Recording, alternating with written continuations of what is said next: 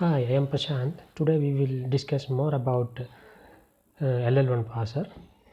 The previous video we have seen LL1 parser and its model and how to construct a predictive parsing table M, and today we will see more about predictive parsing action and how a string we will parse based on the predictive parsing action. So this is the model, predictive parsing model. In this model, LL1 parser, there is an input buffer divided into many cells. Each cell hold one single symbol, and input string we will store here, and input string is ending with the dollar. And predictive parser is using a stack, and the bottom end marker of the stack is a special symbol called a dollar, and just above that initially we will store the starting symbol of the grammar. And this table is predictive parsing table EM. It's a two-dimensional table where rows are labeled by using non-terminals and columns are labeled by using terminal symbols plus dollar. And predictive parsing action help the parser to check whether the given string belongs to the language or not. And this predictive parsing program will give the output. If the string belongs to, it will give successfully construct a parser and give the answer as yes. Otherwise, if the string not belongs to the language, it will give an error and it can't construct the parsing table. So let us see what is that predictive parsing action. So in predictive parsing action is a 4-step actions. So we will discuss one by one. So let us see the symbols at the top of the stack, say X, and the current symbols in the input string A. Stack top point to X and input pointer point to A, small letter A in the input buffer. And if these two happen, then there are 4 possible actions the parser may perform. So what are the 4 possible actions? The first one is, if X and A are dollar, then the parser will halt successfully. That means the parser successfully constructed the parse tree and will produce the production to form leftmost derivation of the given string, and so that is why the parser is halted. And second one is, if X and A are the same terminal symbols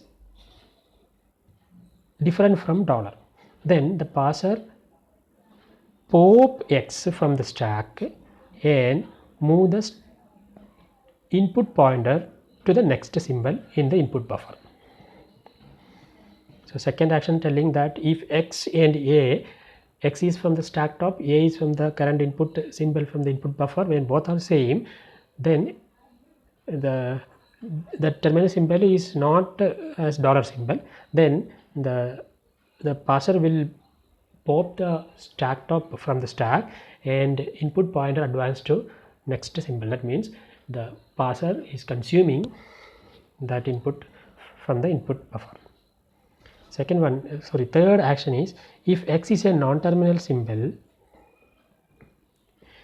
the parser look at the parsing table, because X is a non-terminal symbol and input pointer point to A. So the parser will look at the parsing table with the following value M of XA, where X is non-terminal, A is the terminal symbol.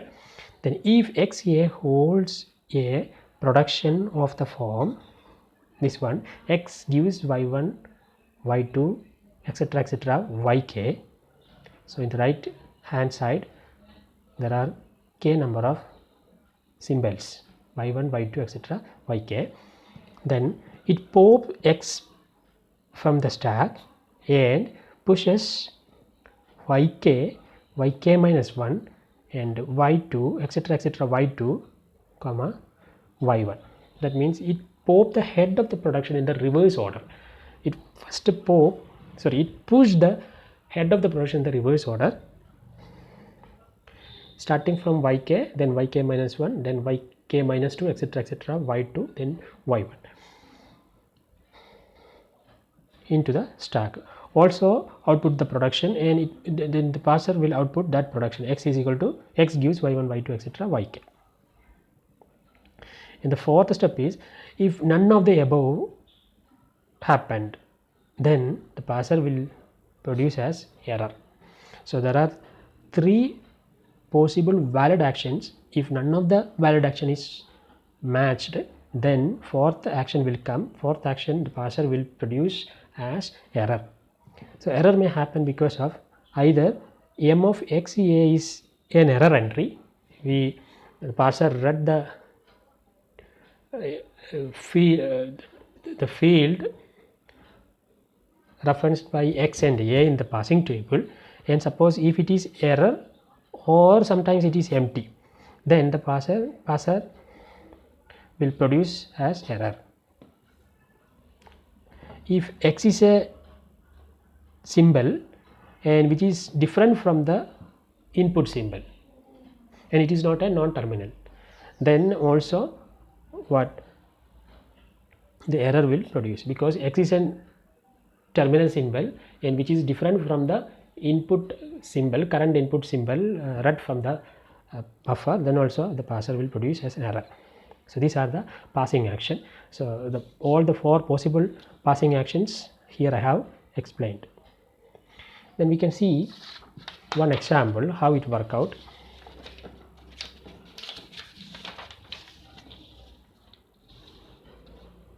Yeah, see, our grammar is S gives A capital B A, B gives small b capital B or epsilon. So we know that here capital S and capital B are non-terminal symbols and small letter a and small letter b are terminal symbols, where starting symbol is S, capital S. So this is a grammar. The language of this grammar is A, B star, A. That is any number of B followed then that is surrounded by A. At least the string is beginning with A and ending with A. In between any number of B we can include, either 0B or 1B or any number of B. So for example, one valid input to W is equal to A, B, B, B is a valid input. Another valid input is A, here B is 0, or A, B, A, one single B, here 2B, etc. are all valid input of this language. Yeah. Then if you want to construct the predictive parser, LL1 parser, the grammar should be LL1 grammar. So the grammar is LL1 means it is free from left recursion and the grammar should be left factored. That is the primary condition. Then there is no ambiguity in the grammar. The grammar is free from ambiguity. Then we need to compute the first and follow function. Then this next step is to construct a passing table. So here readily passing table is available, already constructed. So it's a two-dimensional table. So all rows are labeled by S and B, columns are labeled by A, B and dollar symbol. And here SA, the entry in the SA is S gives A, B, A, and BA, B gives epsilon, BB, B gives BB. These are the three productions. So that is available in, that is stored in this three field. The remaining fields are error. So then we can see how the passing action will perform. So our LL1 parser is like this. Here the input string is A, B, B, A. So ending with the dollar, that is W dollar is the string. So W is ABBA dollar. Then initial state of the stack is bottom end marker is dollar. Just above that bottom end marker, starting symbol will store. Okay. Then table is ready. Table we have constructed. Then we can use table and stack and the input buffer to perform the LL1 passing action. So passing action we have just discussed. Then we can start. Yes, passing action. So here I have made 3 columns. First column is stack status will store. Second column will store the input, and third column is the output produced by the predictive parser. Okay.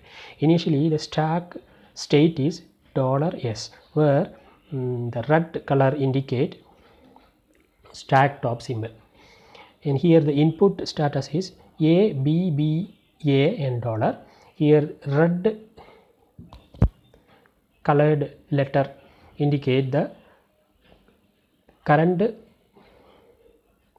symbol. The input pointer point to the current symbol. Which symbol? That is what red color indicate. So the situation is stack top is S and current input symbol is A. So S is a non-terminal and A is a terminal symbol, and S and A are not dollar.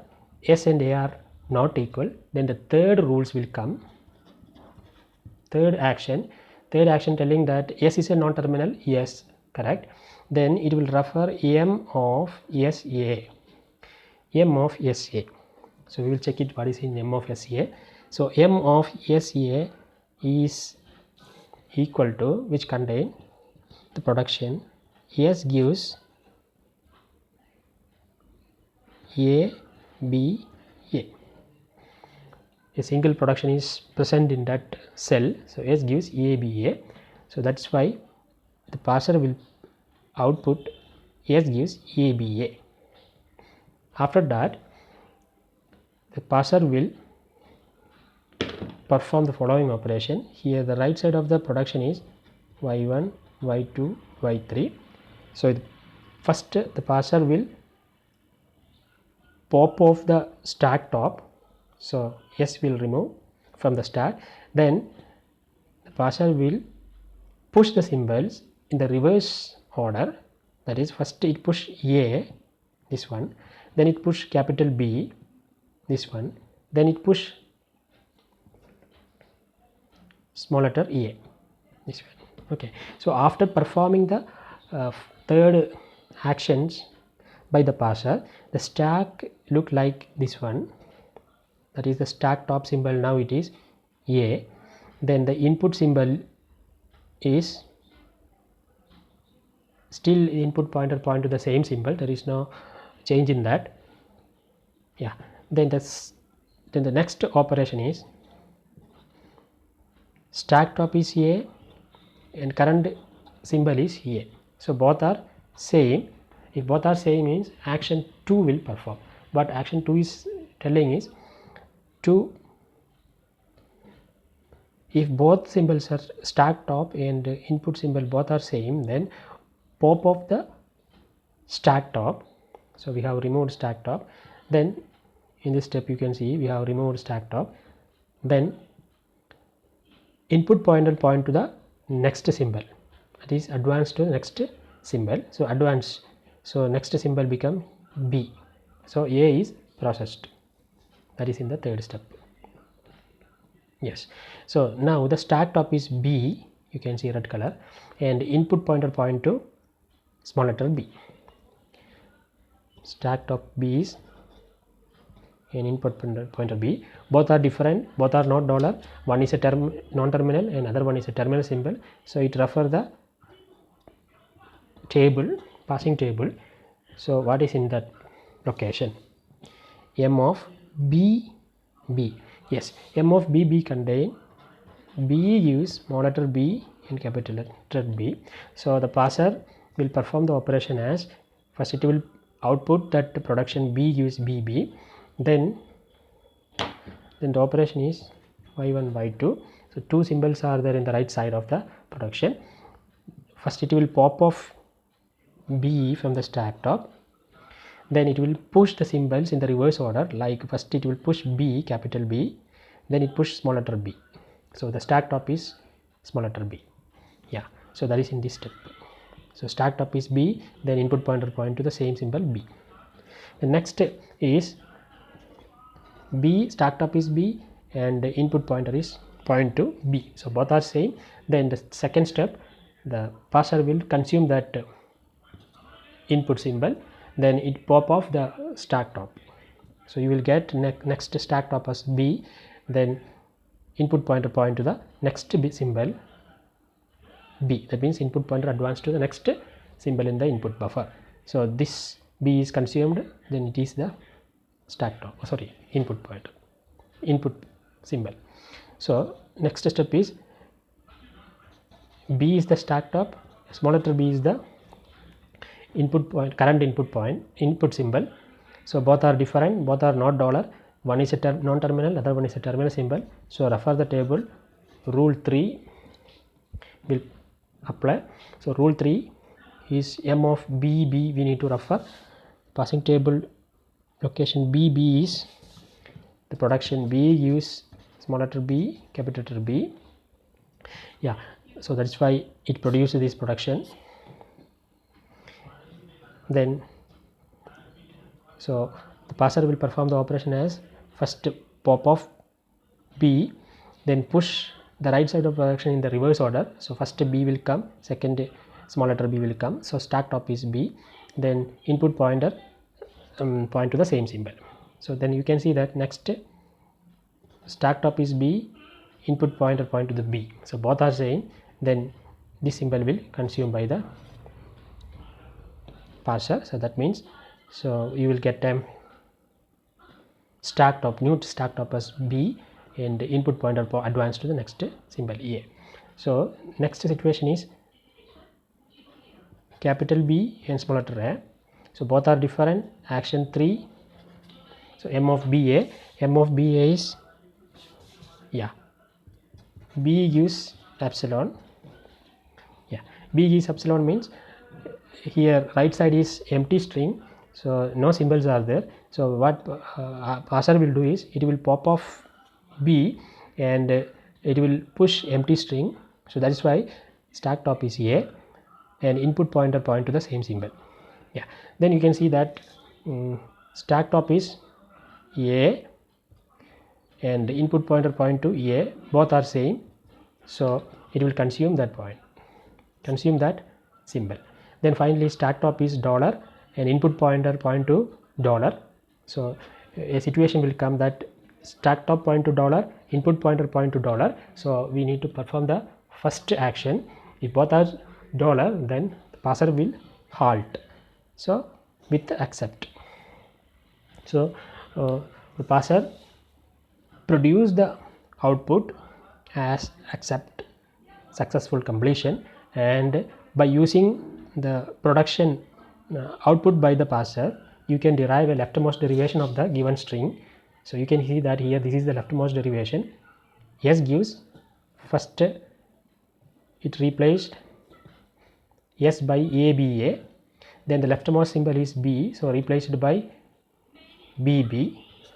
Okay, then ABBA, then the leftmost non-terminal is B, so capital B is replaced by BA. So you can see that this one. Then the leftmost non-terminal is B, so this B is replaced by empty string. So you will get A, B, B, A. So the parser produced a leftmost derivation. Then the parse tree constructed by the parser based on this production is S gives A, capital B, A, and B is expanded B, B, and this B is expanded by B, capital B, and this B is expanded by using empty string. So if you perform depth first traversal on this parse tree, so first it will reach A, then it will reach B, then it will reach next B, then it will reach empty string, then it will reach A. So finally it will backtrack to yes. So you can see that our input string is obtained. So the depth first traversal on the parse tree yield our input string. So this is one example with the grammar. So you can try with a string which is not belongs to language also, then the parser can't produce the parse tree and can't produce the productions required for constructing leftmost derivation. So this is a simple operation. In simple grammar we have performed the operation. Then next one is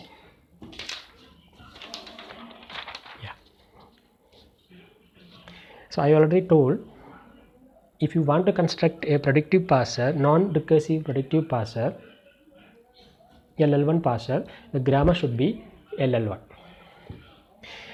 And how you know that a grammar is LL1? Very simple. Which grammar is not LL1? Let us see first. A left recursive grammar is not LL1.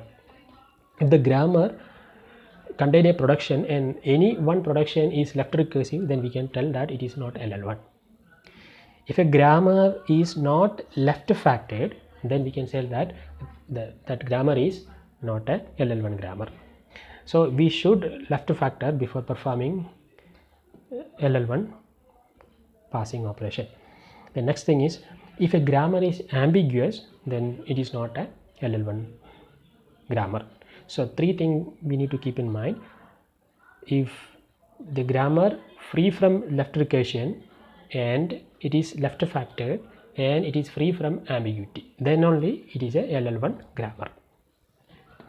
And a grammar, let us see the next point, a grammar is LL1 even only if the following condition should satisfy. See, if the grammar contains two production, A gives alpha and A gives beta. Here both production head is same symbol, that is capital A, but body of the production is different, alpha and beta. Then let us see, three conditions should satisfy. At most one of alpha and beta can derive to epsilon.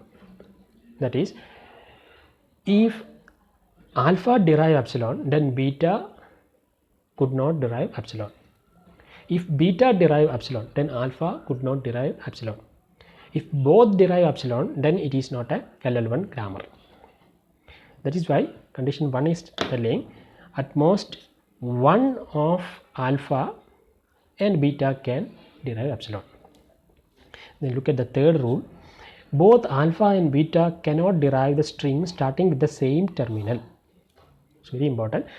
If alpha and beta is deriving a string and deriving the strings and both the strings are starting with same terminal, then it is not a LL1 grammar, because if both the strings are starting with the same terminal symbol, then see their first of A and contain, or their first of alpha and first of beta contain both the same terminal symbol.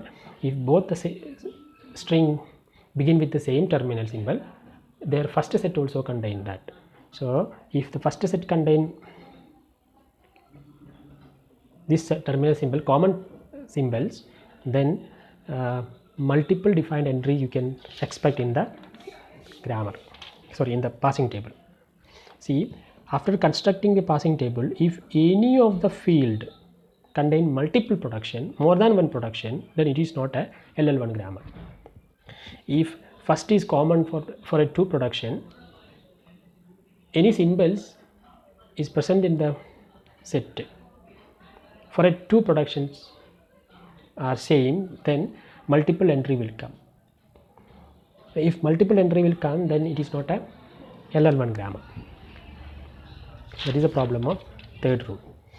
In second rule, look at the second rule. If beta can derive epsilon, then alpha cannot derive to any string starting with A, starting with the terminal in follow of A. If suppose beta deriving epsilon, then alpha cannot derive with any string starting with the terminal symbol which belongs to follow of A. or in another way we can tell, if if alpha derive epsilon, then beta cannot derive any string starting with the terminal symbol which belongs to follow of A. So that is what rule 3 is telling. So by checking a grammar is predictive or not predictive, by checking a grammar is LL1 or not LL1, you can apply this rule. So here our predictive passing action is also over. One example also demonstrated. So thank you for watching the video. So we can see again with another topic.